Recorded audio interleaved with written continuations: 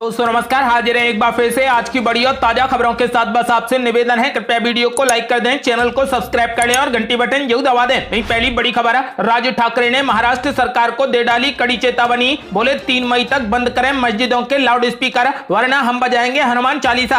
आपको बता दें कि महाराष्ट्र नवनिर्माण सेना के प्रमुख राज ठाकरे ने समान नागरिक संहिता की वकालत की और जनसंख्या वृद्धि को नियंत्रित करने की जरूरत पर जोर दिया। उन्होंने यहाँ एक रैली में अपनी ये मांग भी दोहराई कि मस्जिदों से लाउड स्पीकर हटाए जाने चाहिए। उन्होंने इसके लिए महाराष्ट्र सरकार को 3 मई से पहले कार्रवाई करने की कड़ी चेतावनी दी है। राज ठाकरे ने धमकी दी है कि अगर शिवसेना के नेतृत्व वाली राज्य सरकार ने 3 मई से पहले मस्जिदों से लाउड स्पीकर नहीं हटाए तो मनसे कार्यकर्ता मस्जिदों के सामने हनुमान चालीसा बजाएंगे। उन्होंने कहा कि यह धार्मिक नहीं बल्कि सामाजिक मुद्दा है, क्योंकि लाउड स्पीकर से सभी को परेशानी होती है। राज ठाकरे ने कहा कि प्रधानमंत्री नरेंद्र मोदी को इस देश में समान नागरिक संहिता लागू करनी चाहिए। उन्होंने कहा कि जनसंख्या वृद्धि को रोकने के लिए एक कानून लाया जाना चाहिए। आपको बता दें कि उन्होंने कहा कि मुझे प्रार्थना को लेकर कोई भी परेशानी नहीं है, मैं इसके विरोध में नहीं हूं, लेकिन सरकार को मस्जिदों से लाउड स्पीकर हटाने पर फैसला लेना चाहिए।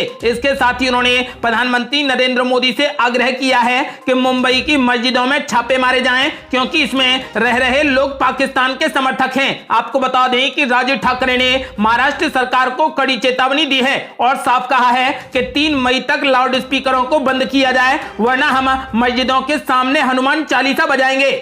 और बड़ी खबर, संजय राउत ने राज ठाकरे पर बोला जोरदार हमला। बोले शिवसेना के खून में है हिंदुत्व, राज ठाकरे बन गए हैं बीजेपी के लाउड स्पीकर। आपको बता दें कि महाराष्ट्र नवनिर्माण सेना की तरफ से लाउड स्पीकर बंद करने को लेकर जिस तरीके की लगातार धमकी दी जा रही है, उसके बाद शिवसेना ने उस पर करारा हमला बोला है। शिवसेना नेता और राज्यसभा सांसद संजय राउत ने कहा कि हिंदुत्व शिवसेना के खून में है, हमें कोई हिंदुत्व ना सिखाए। उन्होंने एमएनएस चीफ राज ठाकरे को आड़े हाथों लेते हुए उन्हें बीजेपी का लाउड स्पीकर करार दिया है। संजय राउत ने कहा कि ये जो लाउड स्पीकर बज रहा है आजकल ये भाजपा का ही भोंपू है, ये सबको पता है। आपको बता दें कि शिवसेना नेता ने आगे कहा कि बीजेपी जब खुद सामना नहीं कर पाई तो राज ठाकरे के रूप में अपने लाउड स्पीकर को आगे कर दिया है। उन्होंने आगे कहा कि ईडी की कार्रवाई से छूट मिलने के बाद राज ठाकरे का भेंगा शुरू हो गया है। उन्होंने किरीट सोमैया पर दिए अपने बयान को बिल्कुल जायज ठहराया। संजय राउत ने कहा कि किरीट सोमैया जैसे व्यक्ति के बारे में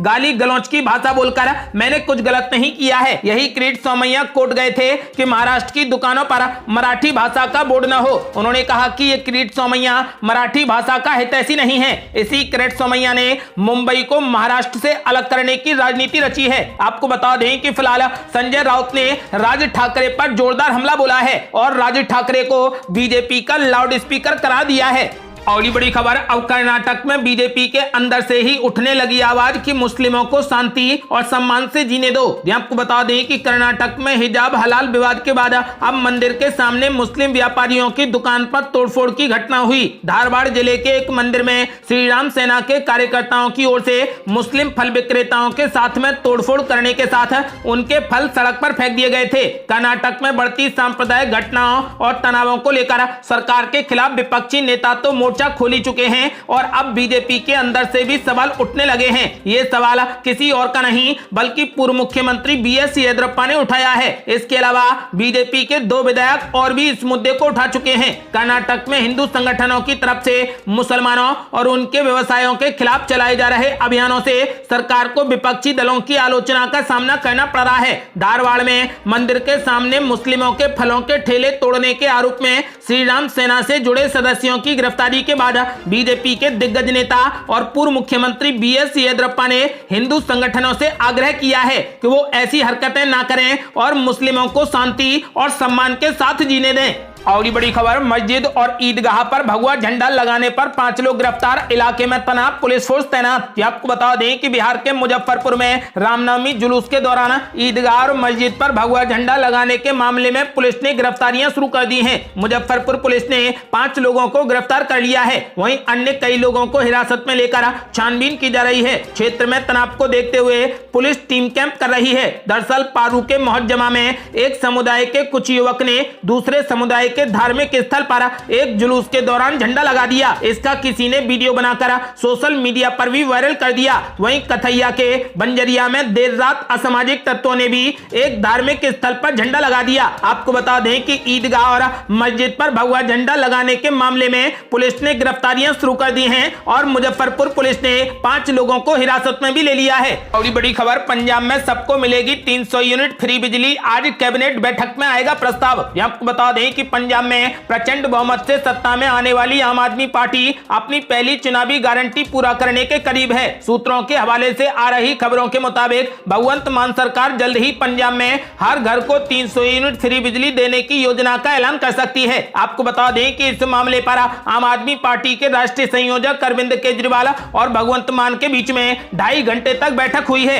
इसके बाद पंजाब के मुख्यमंत्री भगवंत मान ने ट्वीट करते हुए कहा कि बहुत जल्द पंजाब के लोगों को एक अच्छी खबर दूंगा। आपको बता दें कि इस रीट्वीट करते हुए केजरीवाल ने कहा कि हम सब मिलकर दिल्ली, पंजाब और पूरा देश बदलेंगे। आज बुधवार को चंडीगढ़ में होने वाली कैबिनेट बैठक में 300 यूनिट मुफ्त बिजली के मसले पर चर्चा हो सकती है। पंजाब के विधानसभा चुनावों में बिजली एक बहुत बड़ा मुद्दा रही है। तब आम आदमी पार्टी ने अपनी चुनावी गारंटी की घोषणा करते हुए कहा कि सत्ता में आने पर पंजाब में सभी घरों को 300 यूनिट फ्री बिजली और 24 घंटे बिजली दी जाएगी। चुनावों में जबरदस्त बहुमत लेकर 16 मार्च को मुख्यमंत्री बनने वाले भगवंत मान की तरफ से अभी तक मुफ्त बिजली का वादा पूरा न किए जाने को लेकर विपक्षी दलों के साथ साथ आम जनता में भी सवाल उठ रहे हैं। मुफ्त बिजली का गणित कैसे बिठाया जाए, इसमें केजरीवाल खुद जुटे हुए हैं। पिछले दिनों वो पंजाब सरकार, बिजली विभाग और अन्य अफसरों के साथ में कई बैठकें कर चुके हैं। आपको बता दें कि आज इस पर बड़ा फैसला लिया जाएगा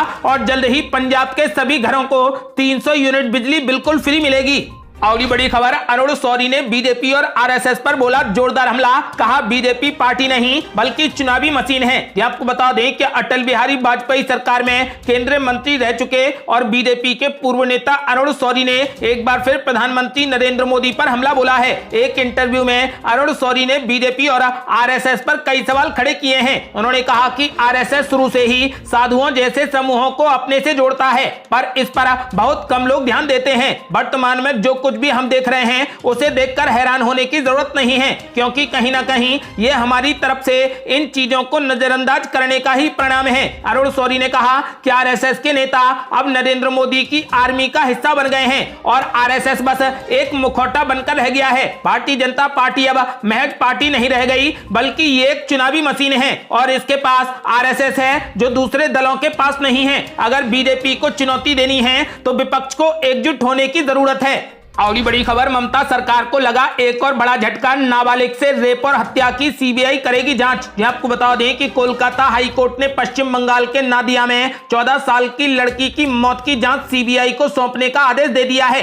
कोर्ट ने पुलिस से कहा कि वो सीबीआई को केस से जुड़ी सारी जानकारी दे दे। कोर्ट ने कहा कि पीड़ित परिवार और आसपास के लोगों को मामले में सही जांच का भरोसा दिलाने के लिए मामला सीबीआई को सौंपा जा रहा है। उसके साथ ही कोर्ट ने राज्य सरकार को पीड़ित परिवार और केस से जुड़े गवाहों की सुरक्षा सुनिश्चित करने का आदेश दिया है। इसी तरह बीरभूम हिंसा मामले में भी ममता सरकार को झटका देते हुए हाई कोर्ट ने जांच सीबीआई को सौंप दी है। आपको बता दें कि पश्चिम बंगाल के नादिया में 5 अप्रैल को 14 साल की लड़की की मौत ने राजनीतिक रंग ले लिया है। आपको बता दें कि पिछले दिनों मुख्यमंत्री ममता बनर्जी ने विवादित बयान देते हुए कहा कि लड़की का रेप हुआ है या फिर वो अफेयर के बाद प्रेग्नेंट हो गई थी। ममता बनर्जी के बयान पर कड़ी प्रतिक्रियाएं देते हुए पश्चिम बंगाल में विपक्ष के नेता शुभेंदु अधिकारी ने ममता बनर्जी के बयान को लेकर कहा कि उन्हें फिनाइल और ब्लीचिंग पाउडर से अपना मुंह धो लेना चाहिए। आपको बता दें कि फिलहाल कोर्ट ने इस मामले को सीबीआई को सौंप दिया है। और बड़ी खबर, हरियाणा में मास्क पहनना अब अनिवार्य नहीं। गुरुग्राम में कोविड मामलों ने लगाई छलांग, दिल्ली में भी बड़े केस। आपको बता दें कि दिल्ली के आसपास स्थित हरियाणा के गुरुग्राम में 1 महीने से अधिक समय के बाद कोरोना वायरस के 129 मामले दर्ज किए गए हैं। यह संख्या ऐसे समय में ऊपर की ओर बढ़ रही है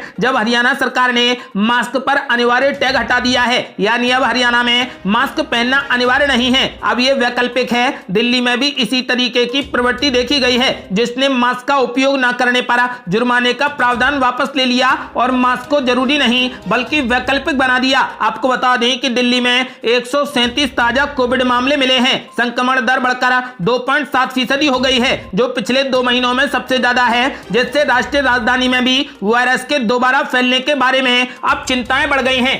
अगली बड़ी खबर, यूपी में 5 साल में 7 से 67 हो गए बीजेपी के एमएलसी, समाजवादी पार्टी से छिन जाएगी नेता प्रतिपक्ष की कुर्सी। आपको बता दें कि उत्तर प्रदेश के मुख्यमंत्री योगी आदित्यनाथ ने लगातार दूसरी बार सत्ता में वापसी का रिकॉर्ड बना दिया तो अब विधान परिषद में पूर्ण बहुमत हासिल कर इतिहास रच दिया है। यूपी के स्थानीय निकाय क्षेत्र की 36 विधान परिषद यानी एमएलसी सीटों पर हुए चुनाव में बीजेपी 33 सीटों पर जीत दर्ज करने में सफल रही तो 2 सीटों पर निर्दलीय जीते और 1 सीट पर राजा भैया की जनसत्ता दल ने कब्जा जमा लिया। वहीं समाजवादी पार्टी का खाता भी नहीं खुल सका और अब जुलाई में उसे विधान परिषद में तगड़ा झटका लगने जा रहा है। आपको बता दें कि जब उच्च सदन में नेता प्रतिपक्ष का पद भी उसके हाथ से चला जाएगा। आपको बता दें कि फिलहाल एमएलसी चुनाव में समाजवादी का सुपड़ा साफ हो गया है, जिसके बाद अखिलेश यादव ने बीजेपी पर बड़ी धांधली करने का आरोप लगाया है। और बड़ी खबर, बकरी और पशु चोरी केस में गवाह ने की आजम खान की शिनाख्त, बोला यही आए थे। आपको बता दें कि उत्तर प्रदेश की अखिलेश सरकार में ताकतवर मंत्री रहे आजम खान पर 100 से अधिक मुकदमे दर्ज हैं। उन पर चक्रोड़ व किसानों की भूमि कब्जाने से लेकर बकरी चोरी तक के मामले दर्ज हैं। इन मामलों में आजम खान 2 साल से अधिक समय से सीतापुर की जेल में बंद हैं। इधर रामपुर की एमपी एमएलए कोर्ट में उनके विरुद्ध कई मामले चल रहे हैं। इन्हीं में से बकरी चोरी और पशु चोरी के मुकदमे में पेशी के दौरान गवाह ने वीडियो कॉन्फ्रेंसिंग के माध्यम से आजम खान और अन्य मुल्जिमान की शिनाख्त करा दी है। आपको बता दें कि गवाह ने आजम खान की पहचान करते हुए कहा कि इनके आदेश पर ही मेरा मकान तोड़ा गया था और उस दौरान मौके पर बंधे जानवरों को खोल दिया गया था। अगली बड़ी खबर, बाहुबली अतीक अहमद पर और कसा शिकंजा, बेटे अली पर घोषित हुआ 50,000 का इनाम, अब एसटीएफ करेगी तलाश। आपको बता दें कि पूर्व सांसद अतीक अहमद के छोटे बेटे मोहम्मद अली पर पुलिस ने इनाम बढ़ाकर 50,000 कर दिया है। मंगलवार को करेली पुलिस की रिपोर्ट पर आईजी ने इनाम की राशि बढ़ाई। अब अली की तलाश में क्राइम ब्रांच के अलावा एसटीएफ लगा दी गई है। अली के दिल्ली में छिपने की जानकारी मिली थी लेकिन वो पकड़ा नहीं गया। रंगदारी के जिस मुकदमे में उस पर इनाम की राशि बढ़ाई गई है उसमें अन्य फरार आरोपियों पर 25-25 हजार रुपए का इनाम है। अतीक के बड़े बेटे उमर पर 2 लाख रुपए का इनाम घोषित है। आपको बता दें कि फिलहाल अतीक अहमद की अब और ज्यादा मुश्किलें बढ़ गई हैं। ये थी अब तक की बेहद बड़ी खबरें। यदि आप भी चाहते हैं कि भारत जल्द से जल्द कोविड मुक्त हो जाए तो इस वीडियो को लाइक कर अपनी राय हमें कमेंट बॉक्स में जरूर दें। यदि आपने अभी तक हमारे चैनल को सब्सक्राइब नहीं किया है तो कृपया चैनल को सब्सक्राइब कर घंटी बटन जरूर दबा दें। जल्दी मिलते हैं बड़ी अपडेट के साथ, तब तक के लिए जय हिंद जय भारत।